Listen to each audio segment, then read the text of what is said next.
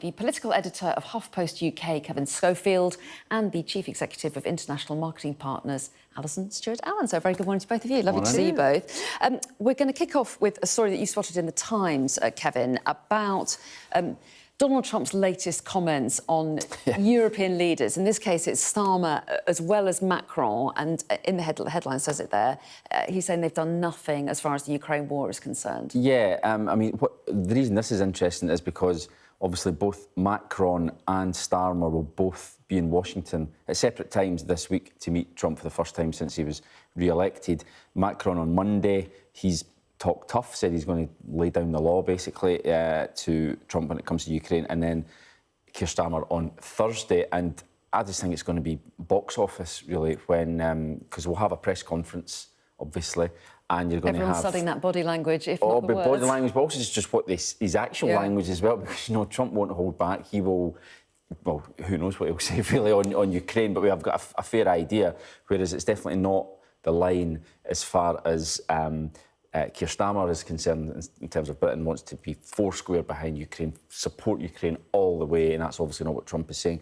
And Trump has now said, well, Macron and Starmer have done nothing to end the war, contrasting that with him coming in and saying, I'm going to make a deal, talking to Putin. Obviously, he's talked to Zelensky as well, but been highly critical of Zelensky. So I just think it's going to be one of the most significant visits by a Prime Minister to Washington.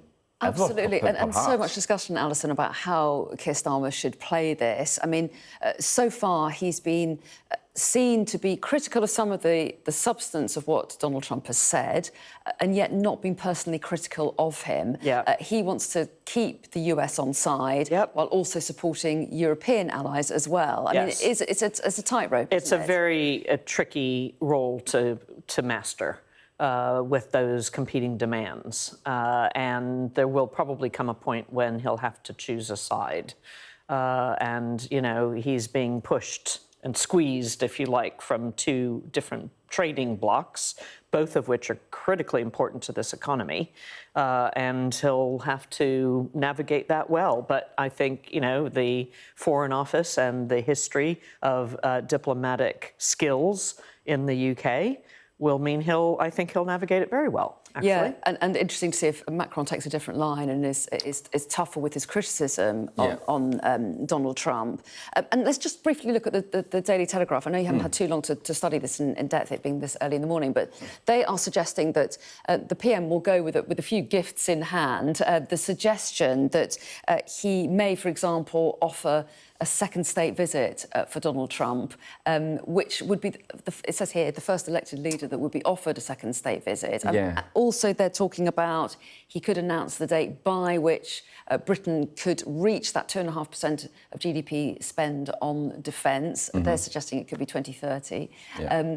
But also that he may well announce a package of aid for Ukraine as well, which is not something necessarily that Donald Trump would particularly support. No, without a doubt, I don't think Trump would support that at all. However, they're obviously trying to sweeten that bitter pill by offering, as you say, another state visit, which, on the one hand, is pretty extraordinary to offer the first ever US president to have two state visits, and to offer such an honour to Trump, of all people, I think would raise a few eyebrows. However, we do know that Donald Trump loves the royal family. He is proud of his Scottish links. He's British, his mother being Scottish.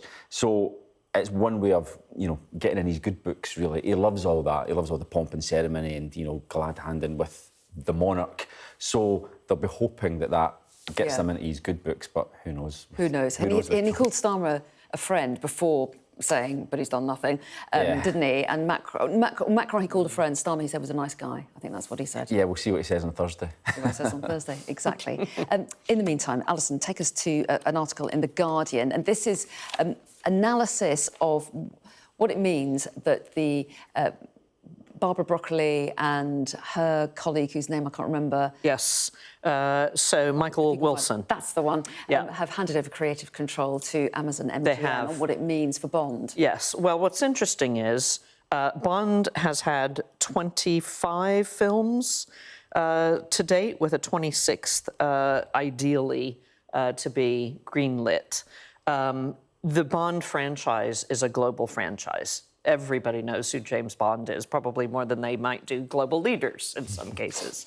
And because of that, the Broccoli family, if you like, have sold the franchise to Amazon from their own production company, Eon. Why would they do that? Because the opportunity to broaden the franchise is massive, the commercial opportunity. And this is a business deal. This isn't just to loan, the James Bond out to Amazon because they're nice folks. It's because they're going to help it make money. And if you think about other franchises that have been accelerated, such as Star Wars, Marvel Comics, and all of the films, all of the spin-off of live events, toys, all sorts of, video games. You could imagine that you expand this franchise also with Bond, number one. But number two, Amazon needs a blockbuster. And one of the things hindering Amazon's expansion and making even more money is what's the blockbuster that's going to deliver that revenue for Amazon Studios. And Bond is the one. So they're gambling that this is going to really pay off. It's quite interesting for me also. Bond is a very British brand, and it sort of tells the world how great Britain is, and it showcases Britishness in a favorable light. The question in my mind is whether Amazon will protect that Britishness around the Bond franchise, or will it become an American accented and an American thing? Yeah. I mean, Bond's heritage, he is British. Yeah, so I hope they protect it. Yeah. Yeah. Well, yeah, I mean, we had an Australian Bond, didn't we? Wasn't George Lazenby? Yes. He was Australian, I think. So I guess and an Irish Bond. Irish, Scottish, obviously. Yeah. Yes. The greatest They Bond, are, clearly, Sean Connery. But, I mean, a lot of Star Wars fans are in what Disney have done with Star Wars, but they've really milked it. Yes. And it would be fascinating if there's talks here about a spin-off of Moneypenny, Rosa Klebb, all these different characters. I suppose the possibilities are endless, but at the end of the day, though, it ends up diluting what's great about James Bond. Yes, you've got to be really careful with I hope they protect it. That's the thing I really worry about is, don't dilute it so much that it becomes unrecognisable. Absolutely. Yeah, and maybe now that this deal has been done, there may be an announcement about the next Bond. Yes, it's a long time, haven't we? It's been ages. Yeah. Absolutely. Take us quickly to a story in The Guardian, Kevin, about some of the risks of screen time. And I don't know if this is a new risk, but it's a really interesting article. Yeah, so in Korea, which suggests that screen time is particularly bad for the eyesight of young people, not just children, but young adults as well.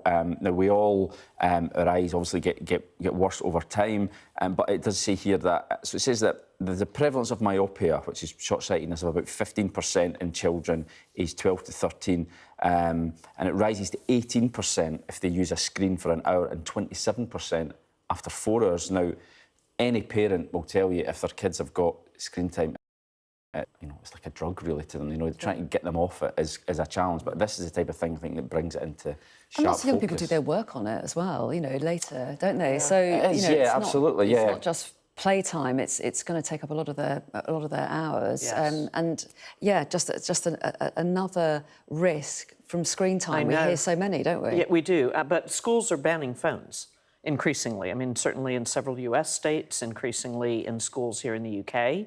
The banning of screens, actually, there's research already showing that kids are feeling much less anxious without the screen. It takes a little while to be weaned off of it, but their social skills, guess what? Those are coming back, and they're enjoying interacting with other humans. Outdoors and actually playing with their friends, which, yes, sport even.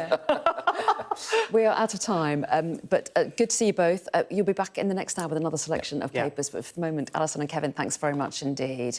And in the next hour, we will be live in Gaza as we expect a release of hostages from Hamas into the hands of the Red Cross.